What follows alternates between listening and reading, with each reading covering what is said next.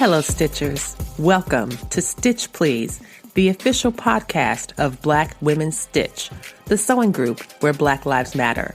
I'm your host, Lisa Woolfork. I'm a fourth-generation sewing enthusiast with more than 20 years of sewing experience. I am looking forward to today's conversation, so sit back, relax, and get ready to get your stitch together. Hello, everyone, and welcome to the Stitch Please podcast. I am your host, Lisa Woolfork, and I know I say this every week because it's true every week. This is a very special episode. It's a very special episode. In this episode is the DC Frocktails 2022 episode. And I am talking with none other than the creative engine and the creative genius behind DC Frocktails, Naomi P. Johnson, who is joining us from her sewing space. If you are a Patreon subscriber, you get to see her with her serger and just her whole setup and her beautiful self. So welcome to the program, Naomi. Hi. I'm so happy to be back. Naomi is a frequent guest on the Stitch Please podcast, and I am very happy to say so. And today she is here with us talking about an event that's happening later on this week, though this is not the first time you all have heard of this. DC Frocktails has a very robust Instagram presence, and I have been getting excited up to the weeks leading up to DC Frocktails to see so many just little bits and nuggets of information that gets dropped like every day. And like every time something happens, I'm like, oh, wait, they're going to be there. Oh, wait, what? Oh, that's so amazing. Oh, okay. Yeah. And so welcome, Naomi. And let's get started with why a Frocktails. Of all the things that you could have put your creative energy into, you could have done a fashion show. You could have done a movie premiere. You could have done a social chat. And it looks like the DC Frocktails might be all of those things and more. So tell us why a Frocktails. So Frocktails started in New Zealand. And of course, I was reintroduced to sewing through the internet. And so I went from Pinterest to Meetup to Facebook. And then when Instagram came about, back when it was still iPhones only, I started following people, the people that I followed on YouTube and on Pinterest on Instagram. And so my sewing communities expanded even then. And so I first heard about Frocktails from one of the cities where it first started in Australia, Melbourne or Brisbane. I can't remember, whoever did it first. And I was like, ooh, that sounds fun. Like a party where you wear what you made. That sounds like a great idea. And I said to Kate, we should do that. We should have a Frocktails party. And Kate, she's like, yeah, we totally should. And just so I know that Kate is the owner. Kate is the owner of Three Little Birds. And then I met you. And the world opened, like the world just opened up. I met you on the internet before we knew each other as Lisa Loves to Sew. And so I would always be looking for you. And it was so funny when you changed the name, I went to look for you and I was like, where is Lisa Loves to Sew? How come she's not in my timeline anymore? Where is she? And so one day I finally, I would be looking for you and get distracted by something on the internet as one does. As one does. Finally, one day I was like, you know what? I'm going to search. And I searched Lisa Loves to Sew. And it comes up Black Women Stitch. And I was like, oh, I've been seeing this on my timeline. What happened? What happened? And so I kept following and then joined in for one of your retreats. So October rolls around and I come to Stitch Please. So I entered some Instagram contests while I was at Stitch Please. The Spoonflower drawing, because Spoonflower was giving away a ticket to Atlanta Frocktails. Yes. I love Atlanta. Like, it's easy to get to from where you are. It's just like a short flight. But I big love Atlanta. And so I found out after Stitch Please that I had won the Atlanta Frocktails ticket. And, I went back and forth on whether or not I was going to go to Atlanta almost up until the last minute. I bought the plane ticket on Tuesday, took off of work on Friday, sewed all day, and went to Atlanta. And I was in Atlanta for a whirlwind, like 30 hours. Now, why were you up in the air about it? You had won this ticket. You knew you were interested. You had entered the contest. What had you up in, not up in arms, but what was still up in the air? What was up in the air for you about going to your first Frocktails? I hadn't made anything that was like cocktail party ready. Like, I had made lots of stuff, but I didn't feel like anything I had made was like cocktail party ready. And I entered the thing and never looked to see how much a plane ticket would cost. In the end, I think my round trip ticket to Atlanta wound up being something like $130, $140. It was like, it was nothing. I paid more for one night at a hotel than I did for the plane ticket to Atlanta. Got there, and Atlanta Frocktails was so cute. It was so cute. Oh. They had food and a DJ, and they had nice prizes. I wore this gorgeous, gorgeous sequin dress that I made. It was very simple. It had 2 pattern pieces, the front and the back. Wow. And the sleeves were cut on. It was a simplicity pattern. And I had bought these flippy sequins because I love me a flippy sequin. Flippy sequins are fun. Oh man, I love a flippy sequin. And I went down there and left Frocktails saying, that was cute. We have to do this in DC. Yeah. Like, we must do this in DC. When I popped up at Three Little Birds, I was like, Catherine, darling, honey, we have to do this. Like, we have to do it immediately. And she was like, what do you mean immediately? I was like, right now. Atlanta Frocktails was on like November 1st or 2nd of 2019. Yeah. So what's happened in 2020 for like 2020, it has to happen. We got to do this quick. When can we do Frocktails? And she was like, well, where are we going to do Frocktails? And I was like, that is a great question. Across the street from Three Little Birds was the Pyramid Arts Center. Yes. Where we had, in the past, when we had some bigger sewing classes or workshops, we had used their gallery space to hold the classes. And I was like, oh, I wonder if we could do it there. I walked right out the door across the street and I was like, hey, can you tell me about hosting an event here? And they were like, what kind of event? When are you thinking? And I was like, as soon as possible, a cocktail party. So we went round and round and found a date and landed on February 1st. And that same day, I created a new Instagram account for DC Frocktails. I purchased the domain for dcfrocktails.com and put the thing up that said, hey, y'all, Frocktails is coming to DC. Get ready. And that all happened within like a 2-week period from me returning from Atlanta and getting to DC. And I was like, I kept saying to Kate, we can do this and we can do it better. Atlanta Frocktails was lovely. It was super cute. It was curious to me, though, that the Atlanta that I know and love wasn't in the room.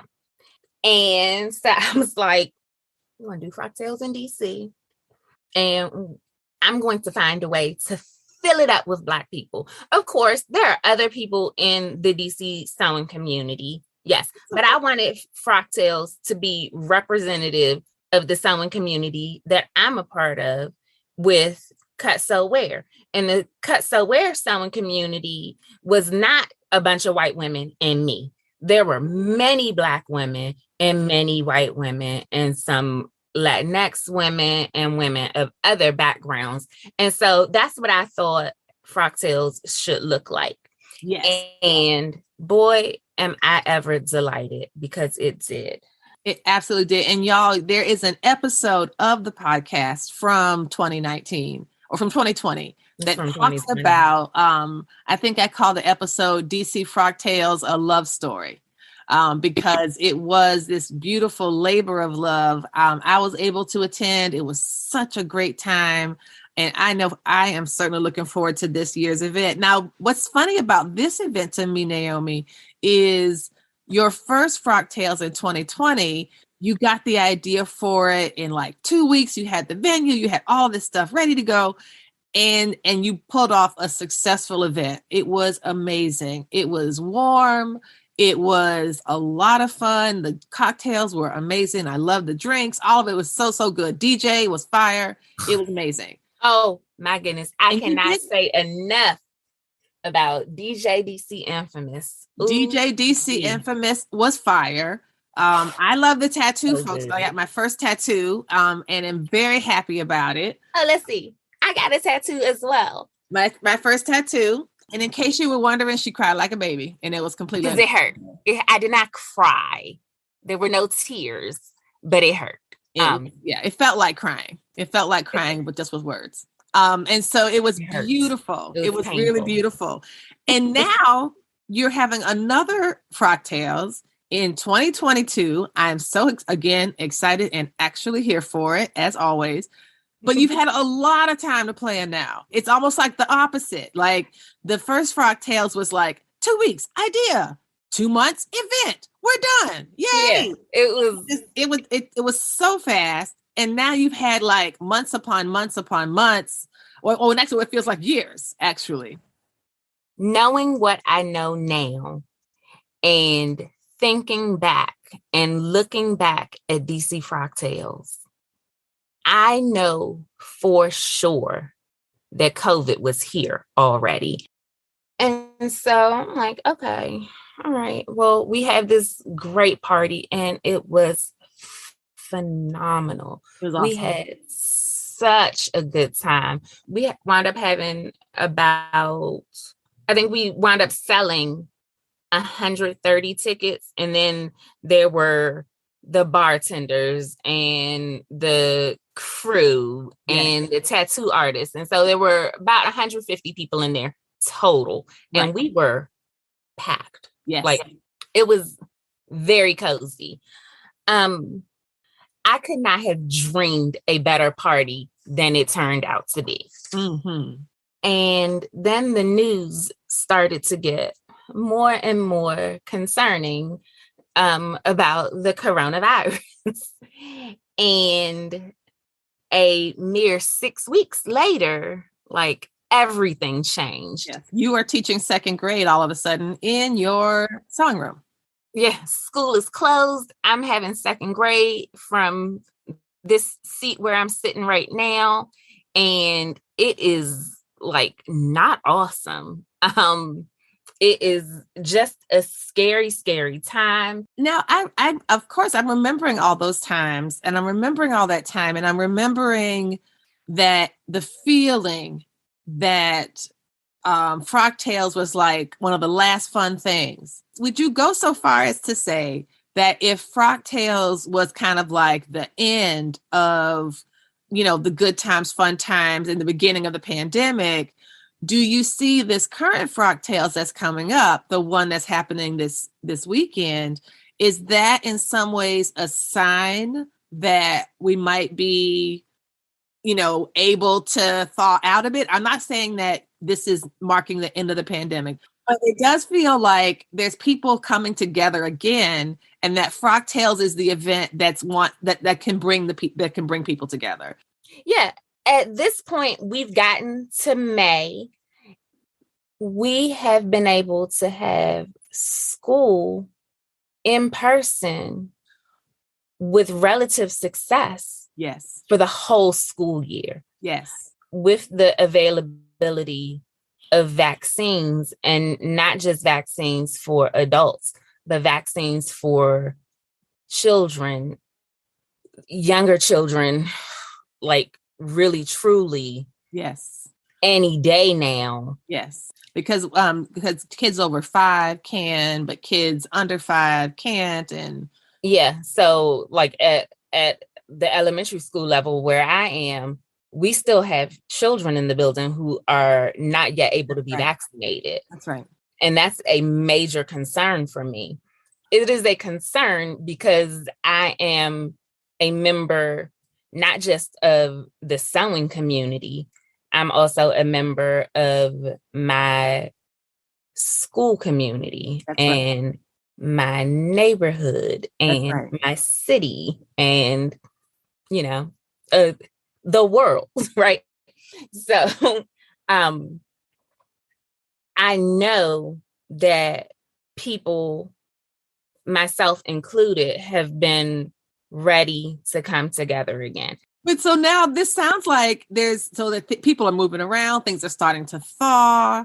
And now you have this gorgeous venue, the venue from last year. I keep saying last year, like last year, but it's been years. It's been 2 whole years. 2 whole years. The venue from 2 years ago was a community event. It was a community arts organization or arts location. It was right across the street from the store. But now the new location seems like a community hub, and the store is new. The old store was a very, very small space. It was tight and not a space that could be open for shopping if we had a camp going in it. And that's because of the size of the space and the county regulations on capacity being limited due to COVID. And so there wasn't going to be a way for us to have camp and have the store be open at the same time. So we started looking for a place to have camp. And in the process of looking for a place to have camp, we also found a place to have a bigger, much, much bigger store. So last year, in the summertime, we actually started to think about, maybe we could do Frocktails again for 2021. And we would just do it as an outside party in the summertime. Right. But we became consumed with moving the store. And so relocating the store, renovating that space, all of that took over. There was no capacity for Frocktails last year. So we started back to school, and when 5 and up were able to be vaccinated, then we were like, are we ready? Do we think we are ready? Right. We had that conversation over and over again. And we were like, you know what? We're ready. Let's do it. So the venue is a place that you and I and Quinora found on February 2nd, 2020. Oh, you know what you should include in the show notes? You should include the pictures that we took that day. Those were very fun. They were fun. So we took, they have this gorgeous Instagrammable wall. And we were like, oh, we should do Frocktails from here. And then this door opened and it was like a banquet room. And I was like, we could for real do Frocktails in here. This could work on February 2nd, 2020. So this past November, when Kate and I started talking about it again, I was like, I think we should check out the hall in College Park. And she was like, oh yeah, I've been down there. That could work. Let's find some dates. So we started thinking about dates. May seems about right. Like school year's winding down. Like I'm really close to being done with it. Cool. It's time. It's very done with it. Celebration time. Yeah. So we landed on May 14th, and we updated the landing page on the website and created a little graphic that said, "Hey, DC. Get ready." One of the things I loved about last time's Frocktails was you had so many sponsors and prizes and giveaways, and it was incredible. Do you have lots of folks who are going to be coming back, or is there anyone new you're excited about? We have lots of returning sponsors, and that is so sweet and so every time somebody writes back and says, "Yes, we're interested, we're in," I'm just like, oh my gosh, you guys, thank you so much. I love it. Your event is being organized by a person and not a conglomerate, because a person is incredibly glad and grateful for every. I'm grateful for every single thing. I sent dozens and dozens of emails like saying, "Hey, you don't know us from a hole in the wall, but we're trying to do this thing and would love it if you could help us out." And so many people were like, "Yep, into it, on board." Love. And so we have lots of those people coming back as sponsors. We have tons and tons of new people. We've had people reach out to us and say, "Hey, heard you're doing this again, and we want to be a part of it. We want to be included." Yes. And some of the people who last time ignored us or gave us quick no's have even come back and said, "Oh man, we regret not being a part of this last time. We are in it this time. Like, we are there." And so even that has been good to see. And so we are plugging along every day, sending emails and receiving emails and reaching out to local and international, local, national, and international organizations to make the swag bag sweet for y'all, because you got to have a swag bag. I'm so excited.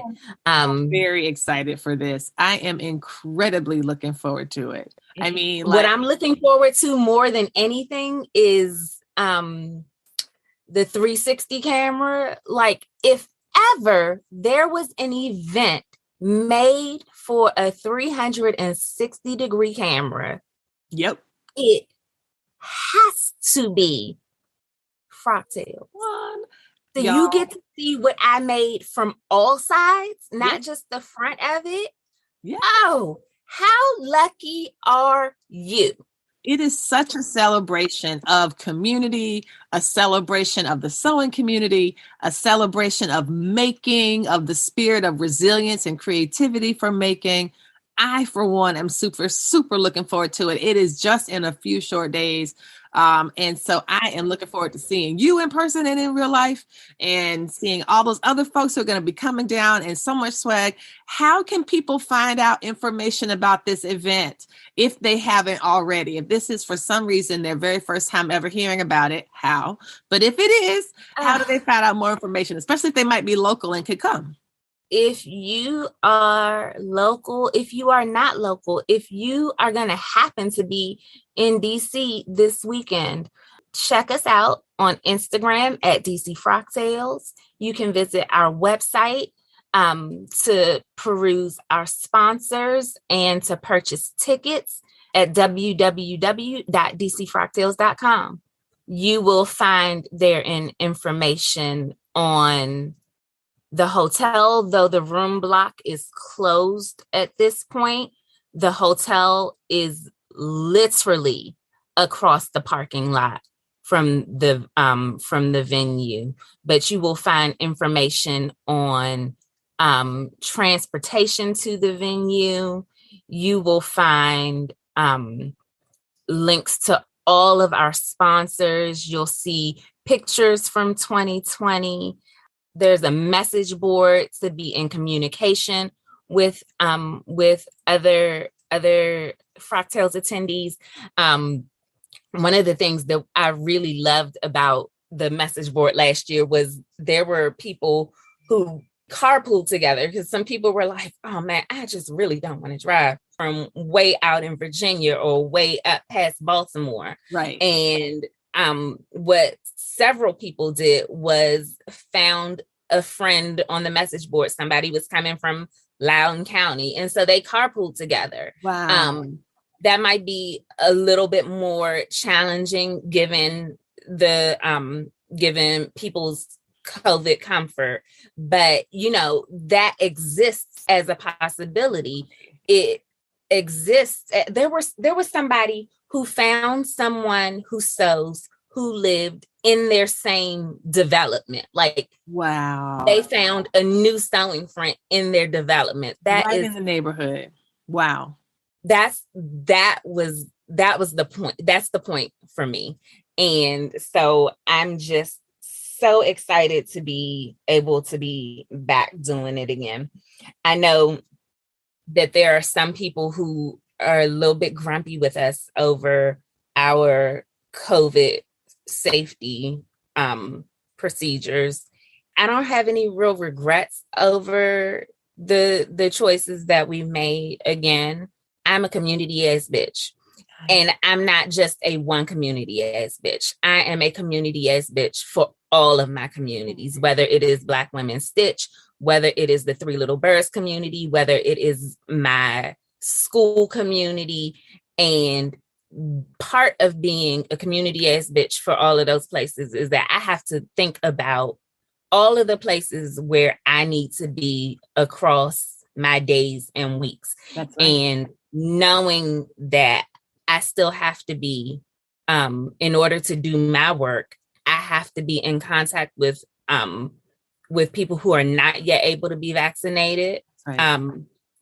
Makes me say, this is what we have to do for now. I hope that in 2023, we don't have to do the same things that we have to do right now. But this is the best way forward for right now. Hopefully, the people who are not comfortable participating with the way things have to be for right now will, rejoin us in the future. That's right. And if not, I hope they find their people somewhere else. Well, as someone who is attending, I am very grateful for the COVID protocols, for the all that you all are doing in an effort to mitigate as much risk and as much harm, so that people can kind of come and feel safe and comfortable doing so. And so I'm grateful for that. So thank you for disappointing people who don't believe in science. What are we going to do? We're going to do the best that we can. That's what we do. And on that note, I say thank you very much to Naomi P. Johnson, the creative heart soul behind DC Frocktails. And thank you so much for sharing this with us. And and those of you all who are going to be coming to Frocktails, including myself, will get to see Naomi in person in just a few days. So we will see you then. We will see you soon. I'm so excited. Bye. You've been listening to the Stitch Please podcast, the official podcast of Black Women Stitch, the sewing group where Black Lives Matter. We appreciate you supporting us by listening to the podcast. If you'd like to reach out to us with questions, you can contact us at blackwomenstitch@gmail.com. If you'd like to support us financially, you can do that by supporting us on Patreon, Patreon. And you can find Black Women Stitch there in the Patreon directory. And for as little as $2 a month, you can help support the project with things like editing, transcripts, and other things to strengthen the podcast. And finally, if financial support is not something you can do right now, you can really, really help the podcast by rating it and reviewing it anywhere you listen to podcasts that allows you to review them. So I know that not all podcast directories or services allow for reviews, but for those who do, for those that have like a star rating or just ask for a few comments, if you could share those comments and say nice things about us at the Stitch Please podcast, that is incredibly helpful. Thank you so much. Come back next week and we'll help you get your stitch together.